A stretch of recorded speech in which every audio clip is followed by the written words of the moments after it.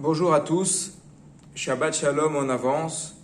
Alors nous avons commencé depuis quelques semaines le Shabbat, le samedi après-midi, grâce à des tzadikim qui viennent tous les samedis après-midi depuis le déconfinement pour qu'il y ait le minyan. Et au Hachem, on arrive à avoir le minyan tous les samedis après-midi. Donc on a dû changer les habitudes. Auparavant, on faisait un cours avant Mincha, puis Mincha et la Seuda Shlishit et une dracha, un petit mot pendant la Seuda Shlishit. On a dû changer les habitudes, ce qui a permis en hiver finalement d'avoir plus de cours, davantage de cours, puisque normalement durant les horaires d'hiver, Shabbat rentre trop tôt à la synagogue, donc on doit se retrouver directement pour Mincha, il n'y a pas le temps de faire un cours avant. Puis il y a une petite dracha de 5 à 10 minutes durant la Seuda Shlishit. Là, on a dû changer les habitudes et finalement, on a un cours complet d'une demi-heure entre Mincha et Shabbat, et la sortie de Shabbat. Pourquoi cela? Tout simplement parce que vous savez que lorsqu'on fait Mincha et lorsqu'on choisit les horaires de Mincha, on les calcule de manière à ce que l'on termine Mincha en arrivant à l'Ashkia. L'Ashkia, c'est le crépuscule, c'est-à-dire le coucher du soleil. Or, pour commencer Arvit, et a fortiori pour quitter la synagogue à Motzei Shabbat, à la sortie de Shabbat, il faut attendre la nuit. Et donc, il y a toujours à peu près une durée d'à peu près une demi-heure, un peu plus en été, un peu moins en hiver, entre l'Ashkia, le moment où on termine Mincha, et le moment que l'on doit obligatoirement attendre pour faire Arvit. C'est donc l'occasion de faire tous les samedis après-midi un cours. Et on a décidé cette année de le faire sur les lois de Shabbat. On a commencé en termes de pensée juive sur le fondement du Shabbat et l'importance du Shabbat. Mais maintenant, nous sommes dans des lois pratiques. Alors, la synagogue est fermée pour 2 semaines. C'est ce qui a été annoncé. Donc, durant ces 2 semaines, je vous propose de ne pas arrêter et de continuer le cycle de cours dans lequel nous étions. Nous étions pour l'instant dans les lois sur la préparation du Shabbat et nous arrivions à la préparation du Shabbat par des habits. Alors, je précise que l'on fait le cours avec le Rav Eliezer Melamed dans le Pniné Halacha, voilà le livre que je montre ici, le Pniné Halacha, qui a l'avantage de présenter les lois d'une manière toujours très pédagogique et en même temps de montrer sans s'étendre trop, sans passer à un cours de pensée juive, mais en même temps expliquer de temps en temps les fondements, les pensées, les idées profondes qu'il y a derrière les lois, mais tout en restant principalement sur un aspect pratique des choses. Alors, nous dit le Pniné Halacha, dans les lois sur le kavod, la préparation de Shabbat dans les vêtements. Il y a une mitzvah de respecter le Shabbat, comme il est dit, Vekarata la Shabbat oneg likdosh Hashem merubad. Et tu proclameras le Shabbat délice pour la sanctification d'Hachem qui doit être respecté. Respecter le Shabbat, nous dit la Gemara Shabbat à la page 113, c'est que les habits du Shabbat ne soient pas comme les habits de la semaine. Mais les habits de Shabbat doivent être plus beaux et ils doivent être plus propres. Alors évidemment, à notre époque, on se dit évidemment qu'on a des habits propres, c'est certain. Il faut se remettre également dans l'esprit du Talmud et de manière générale dans l'optique des générations précédentes dans lesquelles tout le monde ne changeait pas de vêtements tous les jours parce qu'il n'y avait pas des lessives tous les jours, parce qu'il n'y avait pas des machines à laver, parce qu'il n'y avait pas des sèche-linges, parce qu'il n'y avait pas des pressings. Et donc avoir des habits propres, ce n'était pas évident pour tout le monde. Aujourd'hui, effectivement, on peut avoir des habits qui ne sont pas chers du tout, qui sont achetés dans des enceintes à bas prix mais qui font quand même de la qualité et changer régulièrement d'habits. Les décisionnaires ont écrit au nom du Harizal qu'il est bon, le Shabbat, de vêtir un vêtement en plus qu'on ne vêtit pas en semaine. Alors, ça peut être que les vêtements supérieurs soient spécifiques pour Shabbat et les fêtes, de prendre des costumes que pour les Shabbats, de prendre un costume uniquement pour le Shabbat. Si on s'adresse aux femmes, alors de prendre une robe spécialement pour le Shabbat, de prendre quelque chose que pour le Shabbat. Ça peut être autrement également. Ça peut être une cravate, par exemple. Quelqu'un qui n'a pas l'obligation de porter une cravate dans la semaine, il peut, le Shabbat, exclusivement mettre une cravate qu'il ne mettra pas dans les jours de la semaine, mais uniquement dans les grandes occasions comme les mariages ou les bar mitzvot, etc. Quelqu'un qui met une cravate toutes les semaines, toute la semaine, alors ça sera de prendre une cravate spécialement pour Shabbat. Ça peut aussi se faire par une paire de chaussures, par exemple. Avoir une paire de chaussures spécialement pour le Shabbat, alors que la semaine, on a une autre paire de chaussures. Donc voilà, l'important c'est qu'il puisse y avoir un petit changement visible, évidemment, visible entre les vêtements de la semaine et les vêtements du Shabbat. Donc là, on est dans la préparation des lois du Shabbat, parce que les habits, évidemment, ça se prépare à l'avance. Il y en a certains qui veulent être, donc on l'a dit, qui veulent être plus stricts et qui prennent une paire de chaussures spécifiques pour le Shabbat. Ça peut être une bonne idée, ça peut être une bonne chose, effectivement. Et même quelqu'un qui se trouve seul le Shabbat, nous dit le Mishnah Berurah, devra faire attention à garder ses habits de Shabbat. Alors là, ça a d'autant plus de portée cela par rapport au confinement. C'est-à-dire que le grand piège du confinement, c'est de se dire, puisque Shabbat, on ne va pas à la synagogue pendant ces 2 semaines, on doit on peut finalement laisser Shabbat arriver. Et puis si on est en jogging, ou si on est en short, ou si on est habillé finalement comme on est habillé à la maison, en pantoufles, etc., comme on ne va pas à la synagogue, c'est pas la peine de s'habiller, de se changer pour le Shabbat.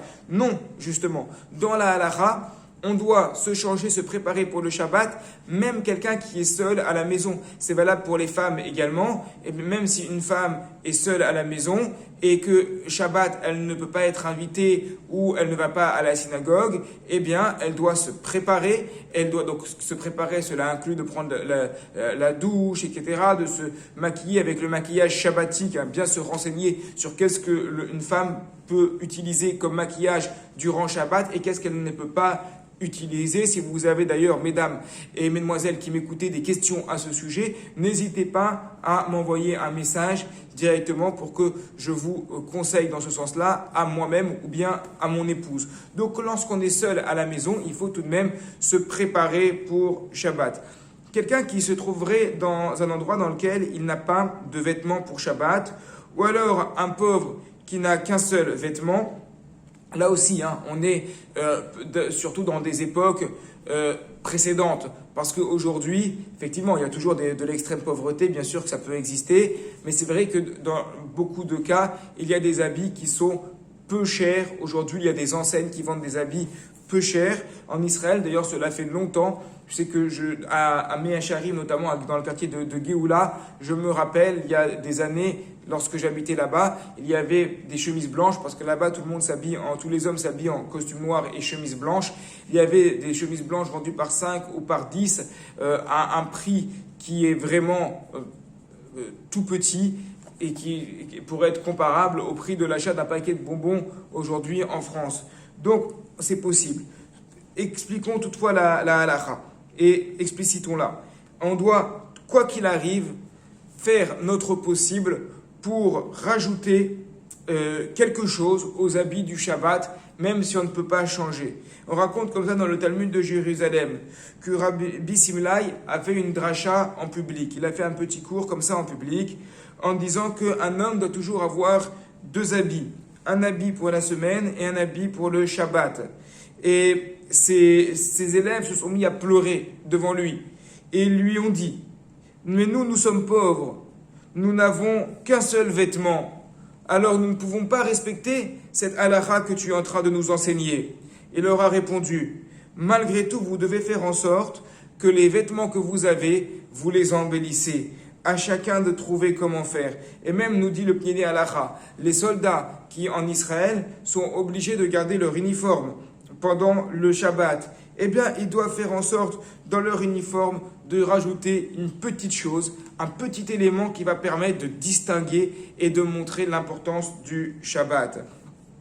Un des 10 décrets qui a été institué par Ezra HaSofer. Je rappelle que Ezra HaSofer, on parle du livre d'Ezra, donc on est au 6e siècle avant notre ère, juste au moment de la rentrée, au moment de la construction du second temple de Jérusalem. Donc parmi les décrets qu'il a fait, il a demandé qu'on lave les vêtements le jeudi, que les vêtements soient lavés le jeudi. Il y a 2 idées ici, c'est de ne pas vêtir premièrement des Shabbats des vêtements qui ne soient pas propres, donc il faut les laver au préalable. Et deuxièmement, puisque à l'époque, le fait de faire la lessive était quelque chose de difficile, alors il est vrai aujourd'hui que la difficulté est quelque chose de subjectif, dans le sens que pour une femme, et je le vois avec mon épouse, qui a plusieurs enfants, et les enfants se salissent très vite, surtout les garçons d'ailleurs, et bien, donc il y a tout le temps des lessives à faire, et c'est un gros travail, c'est vrai. Mais la lessive, telle qu'elle a été pratiquée dans les anciennes époques, c'était un travail incommensurablement plus dur. Effectivement, car il fallait se retrouver sur la place publique. On le voit aujourd'hui, lorsqu'on voit dans des villages de l'arrière-pays. Alors, l'arrière-pays, c'est un peu dit en ce moment, malheureusement, on est à une période où il y a pas mal de catastrophes. L'arrière-pays, lorsqu'on va vers Nice et l'Italie, effectivement, on ne peut pas trop y aller. Mais si vous allez dans l'autre sens, plutôt vers la Colle-sur-Loup, et par exemple, je pense, j'ai en tête le village de Gréolières, donc pas Gréolières-les-Neiges, mais un peu plus bas, le village de Gréolières. Et c'est vrai que lorsque on se balade dedans, et c'est valable dans la plupart des petits villages de l'arrière-pays, on voit le gros bassin dans lequel les femmes auparavant se retrouvaient toutes ensemble pour faire la lessive. Donc c'était vraiment un véritable travail. C'était pas quelque chose qu'on pouvait faire entre deux ou le soir en rentrant. C'était un gros travail. Donc il a institué de le faire, ces lessives, le jeudi, car le travail même de lessive était quelque chose de difficile.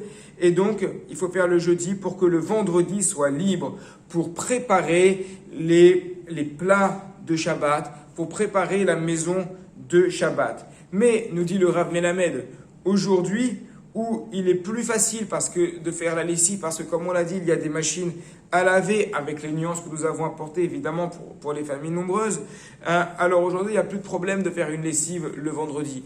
Et on peut très bien, si on s'y prend correctement le vendredi matin, mettre une lessive d'habits que l'on veut porter le vendredi soir, puis les faire sécher et à condition qu'ils aient le temps de sécher avant l'entrée du Shabbat, les utiliser. Je dis bien à condition qu'ils aient le temps de sécher avant l'entrée du Shabbat. Car si on a fait sécher du linge pendant Shabbat, et que ce linge reste mouillé à l'entrée du Shabbat, à ce moment-là, il est mouxé. Il est mouxé parce qu'il n'est pas apte à être utilisé pendant le Shabbat. Donc, dans ce cas, il faut faire juste attention à ce que l'habit soit déjà sec avant l'entrée du Shabbat.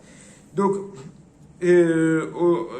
malgré tout, le Rav Melamed nous dit, cette loi qui aujourd'hui n'a plus vraiment de sens parce que on a des machines à laver, on doit apprendre quelque chose de là. On doit toujours apprendre quelque chose de là, et c'est important dans la Torah et dans la Halacha. C'est-à-dire que même s'il y a des lois, des enseignements qui sont d'anciennes époques, et a priori on se dirait, mais pour nous ça n'a plus rien à voir, on peut toujours apprendre.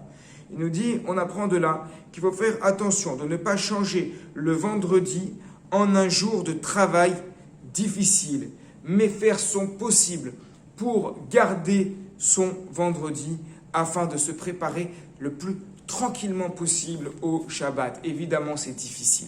Évidemment, dans notre société, surtout lorsqu'on habite en France, c'est particulièrement difficile. Pourquoi ?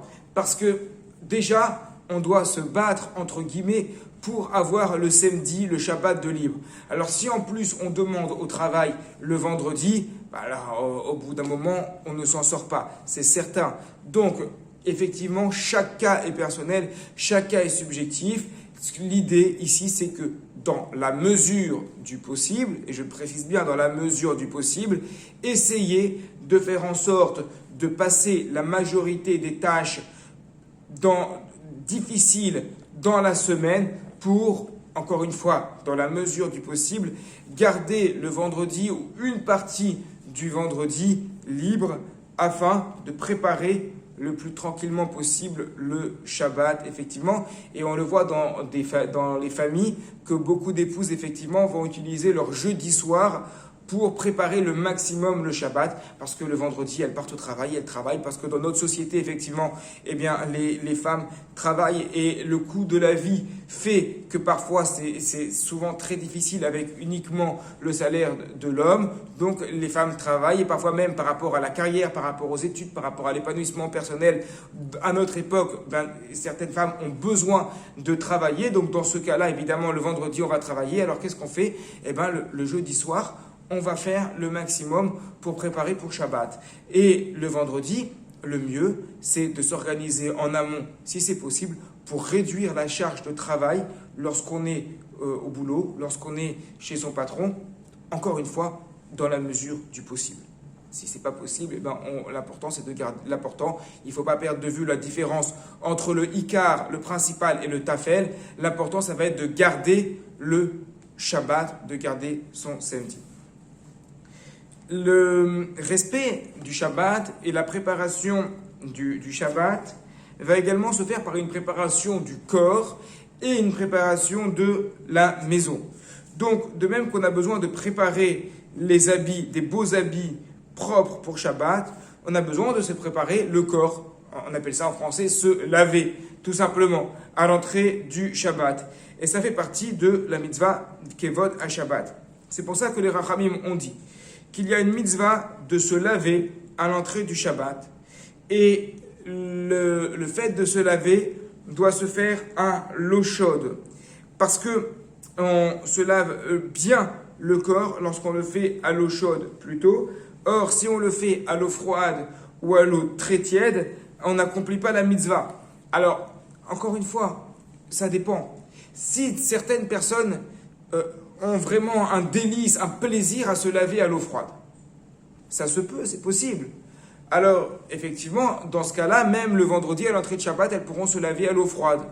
Là, on va d'après la majorité des personnes qui, si elles se lavent à l'eau froide ou à l'eau trop tiède, vont raccourcir le temps de la douche. Or, l'idée, c'est pas non plus de rester 1 heure dans la douche, mais de pouvoir profiter de sa douche. En fait, le moment où on va aller dans la douche pendant Shabbat, ou avant le Shabbat, pardon, le vendredi après-midi, c'est le moment où on va commencer à couper. On va commencer déjà, avant que Shabbat rentre, à couper avec la semaine.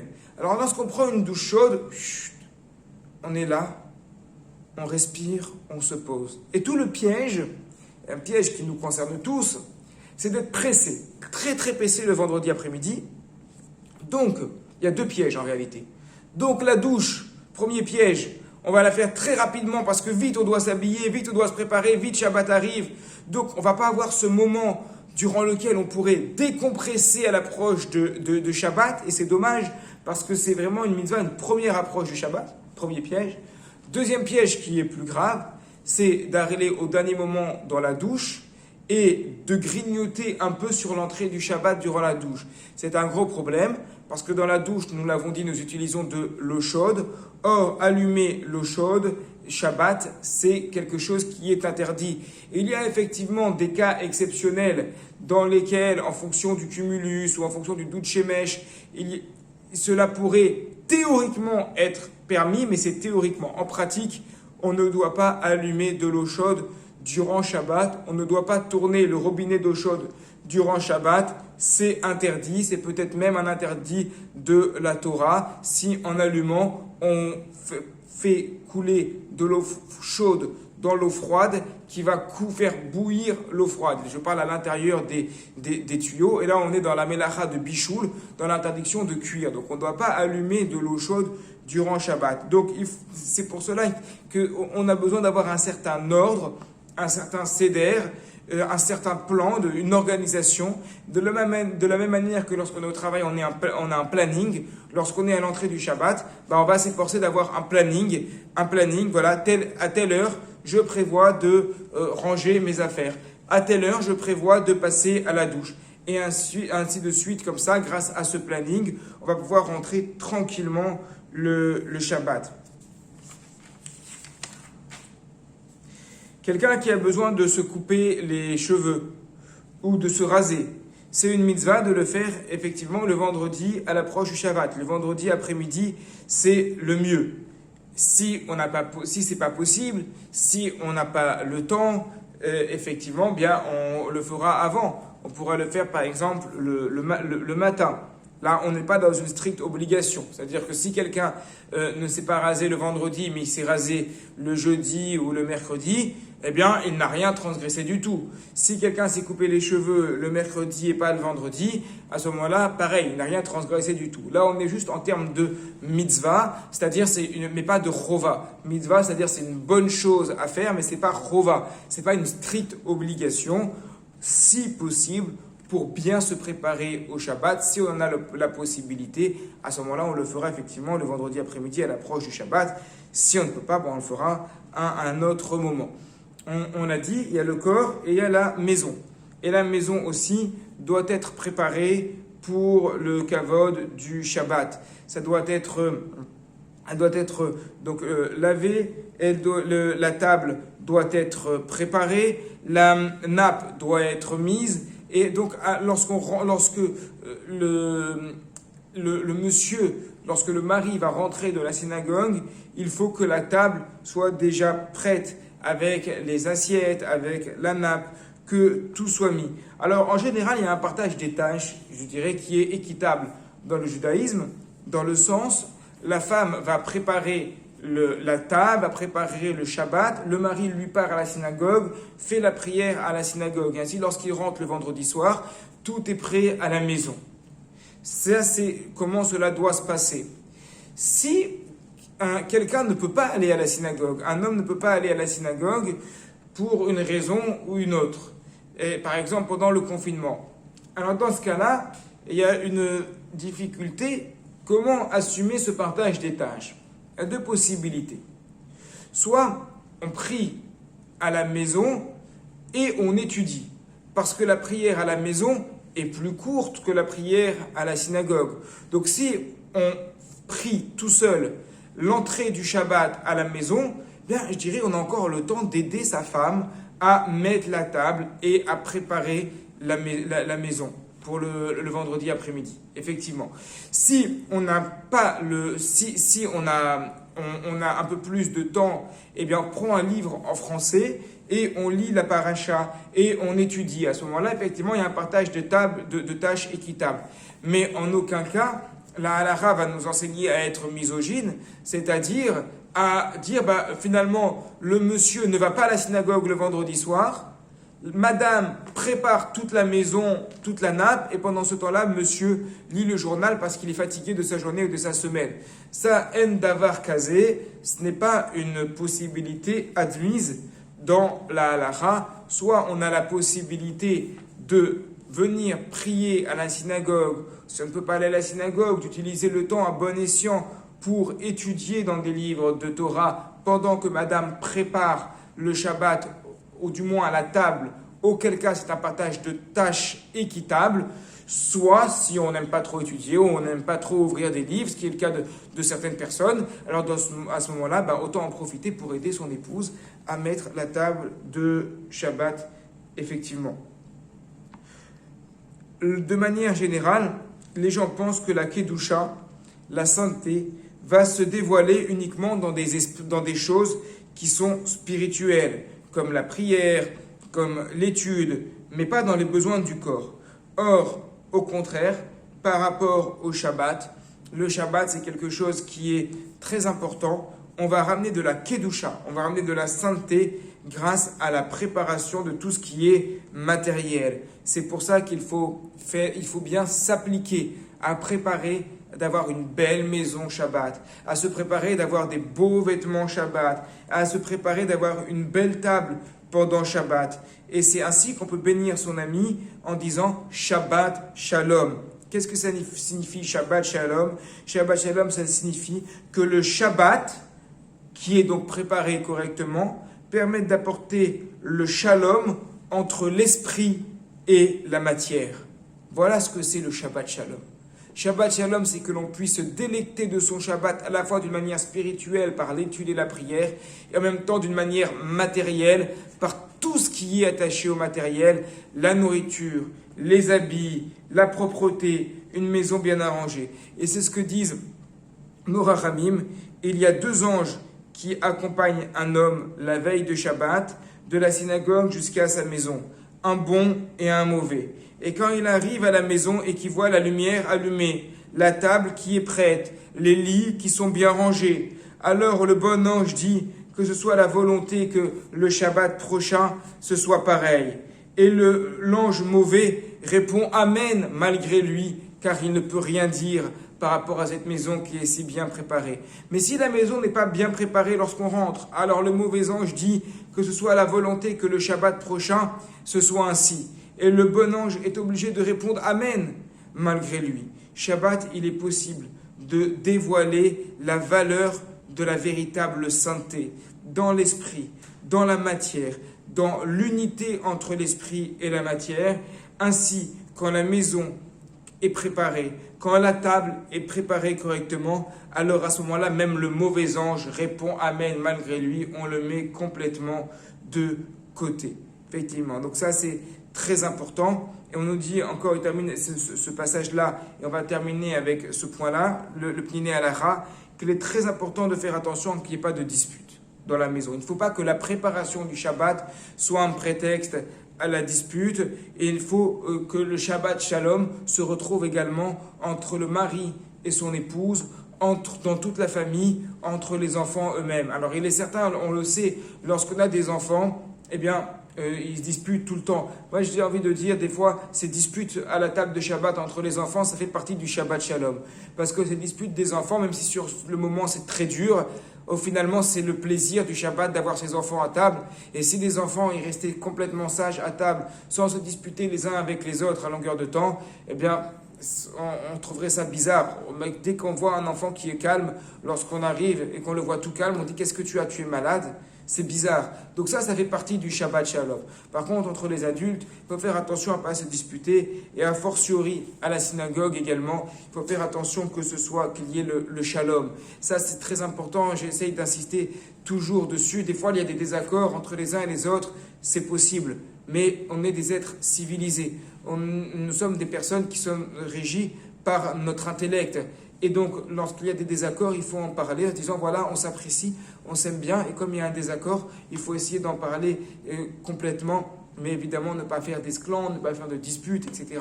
Dans la synagogue, ça sont des choses à éviter, et aussi vis-à-vis de l'épouse. Donc c'est très important de faire une distinction entre le plaisir qu'on va trouver à la synagogue et le plaisir qu'on va trouver à la maison.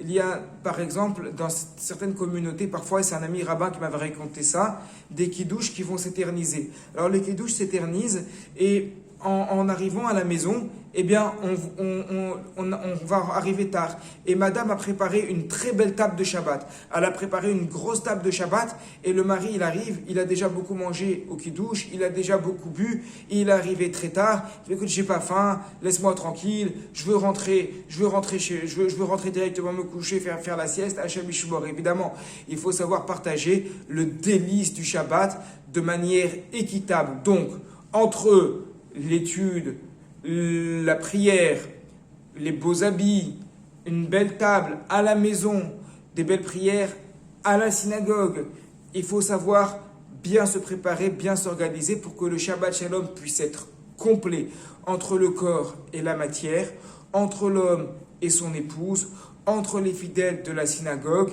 et entre chacun de nous et Akadosh Baruch Hu. Shabbat Shalom à tous, et à la semaine prochaine pour la suite de ces lois sur la préparation du Shabbat.